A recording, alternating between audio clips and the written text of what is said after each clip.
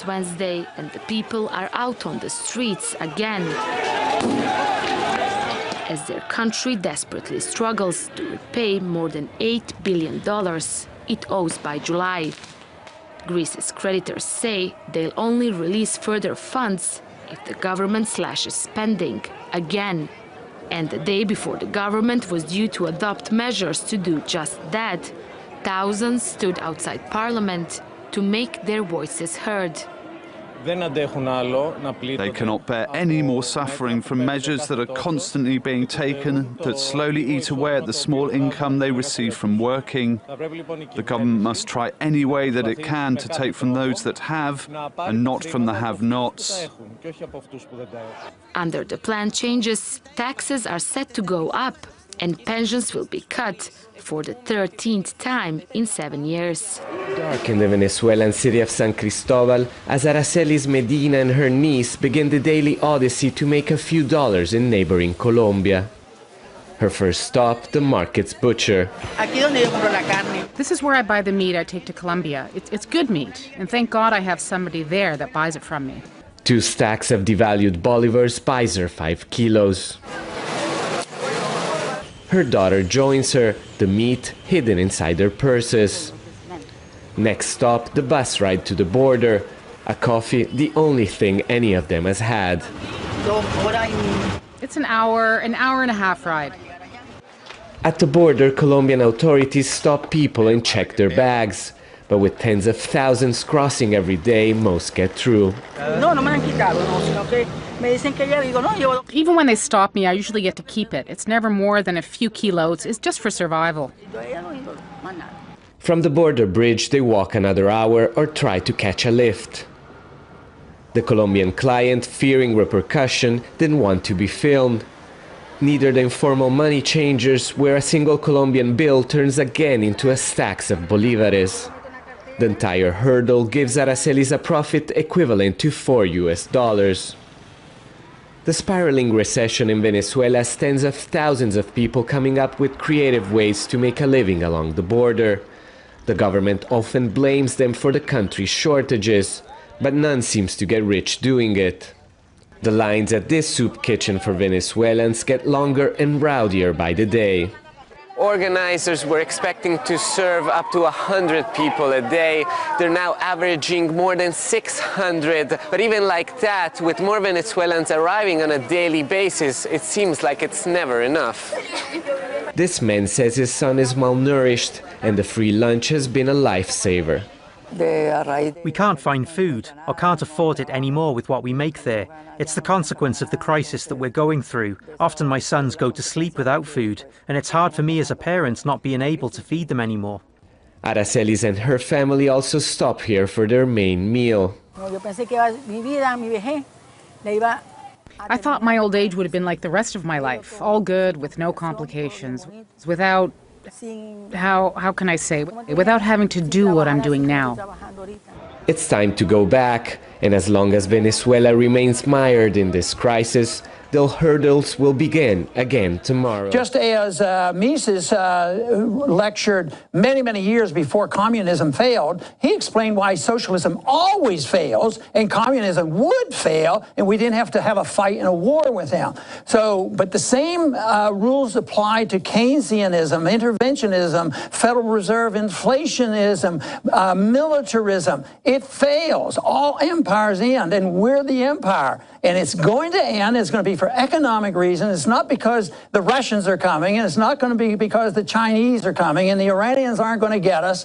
And we're going to fail because we're working with a failed system, especially in this century. In the last 17 years, it's been a disaster. And Trump was able to recognize this and go to the people who have suffered the most. But this is a monetary problem. This is a spending problem. This is a foreign policy problem. And that is what's going to bring us down. Is going to be financial, and it's going to be associated with horrendous increases in spending and also inflation. And yet we still have a policy where they deliberately try to devalue In closing, how long do you think Trump has to try to reverse that, because we're so far down the road? I know he's making hundreds of calls a day to get jobs back. He does want to cut taxes. He also wants to cut spending. I mean, what needs to be done to right the ship?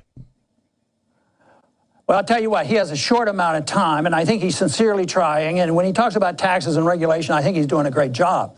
But the whole thing is, let's say there are some dire predictions that, next year, or say a year and 18 months, we have something arriving worse than 2008 and 2009. The downturn is much worse. And they'll say, it's all Trump's fault, it's all Trump's fault. No, it wasn't. 08 and 09 wasn't Obama's fault. It was the fault of the Federal Reserve. It was the fault of the Keynesian economic model, the spending too much, the deficit. So unfortunately, there's nothing he can do. Trump can't do it. He can help, by some of these policies, but you can't avoid the correction. The correction is locked in place because the deficits are there, the malinvestment. Everybody agrees. That's right. Interest rates have been too low, too long, and that's why he's racing. The only thing he can do is allow the recession to come and get it over with, liquidate the debt. Politically, nobody wants that, so you're going to see runaway inflation before you see this country wake up.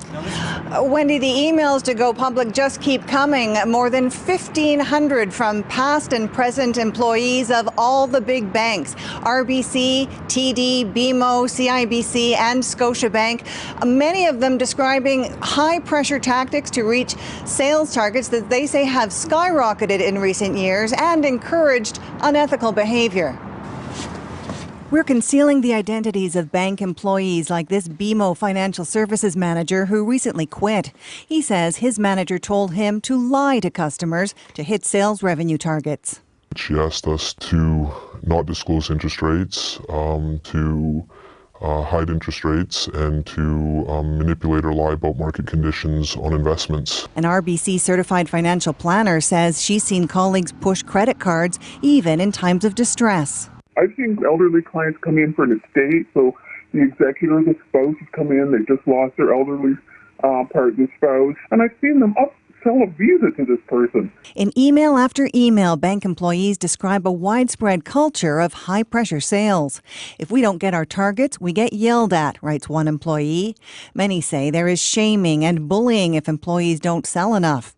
Everyone's results were posted, so you always knew where you or your coworkers stood, who was bringing the branch down.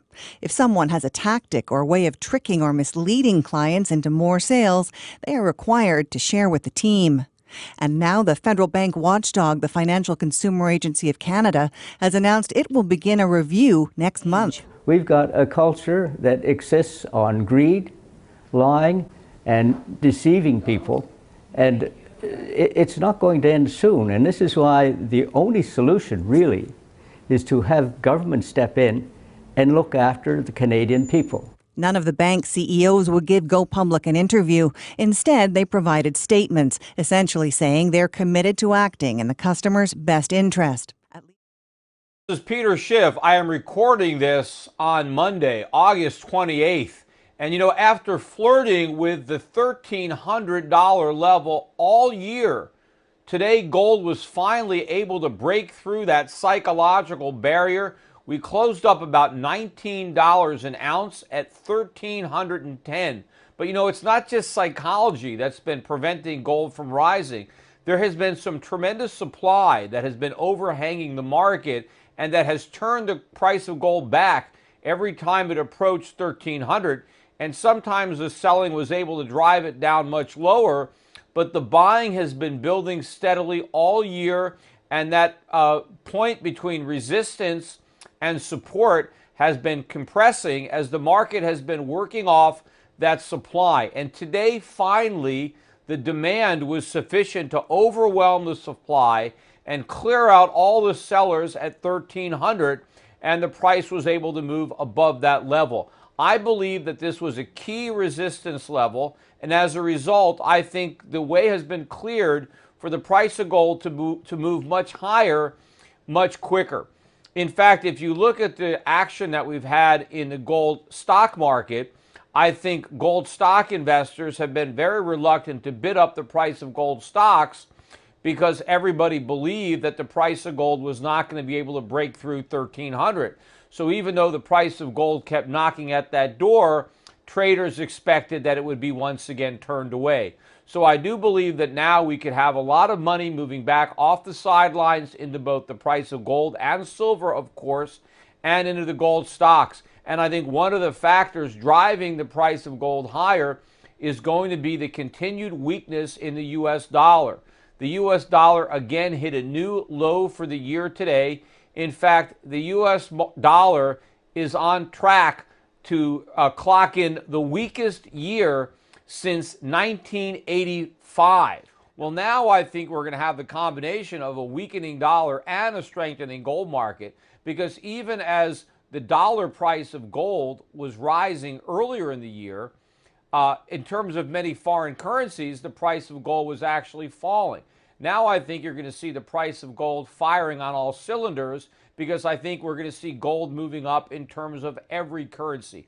And it's not just retailers. I mean, this is institutional money, big money that has been moving into the gold market. Gold, of course, is now reversing. This is the highest the price of gold has been since Trump was elected. So the only thing yet to give is the stock market. I think the enthusiasm is going to be lost for that trade as well, as people start to realize that we're stuck with Obamacare, that we're not going to get substantive tax reform. Maybe we'll get some tax cuts that result in a bigger deficit.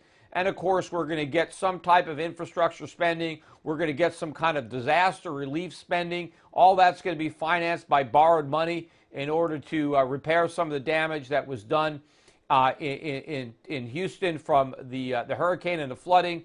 And of course, as more and more people begin to recognize that despite all the hope, all the hype, the U.S. economy has been weakening since Trump was elected.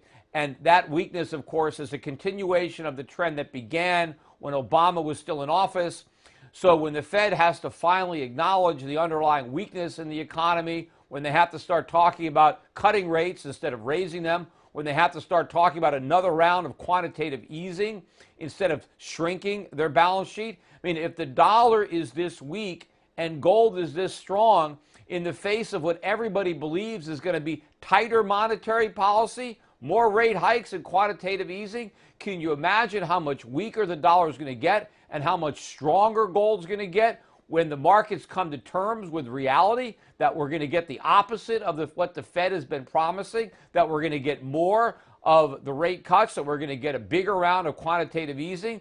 So before the rest of the market, before the professional traders connect those rather obvious dots, if you've been sitting on the sidelines waiting for the bottom, I think we've already left the bottom. I think we're headed higher. This is not the time to try to look for a bargain. I think 1,310 or wherever it is when you see this this video is going to be a great price relative to where we're headed. So this is the time, I think, to be buying more gold and buying more silver. Of course, if gold's going to go up, then the price of silver is going to go up even faster. And so if you already have a position, now's the time to top it up. And if you don't have a position at all, if you've been waiting for lower prices, stop waiting and start buying.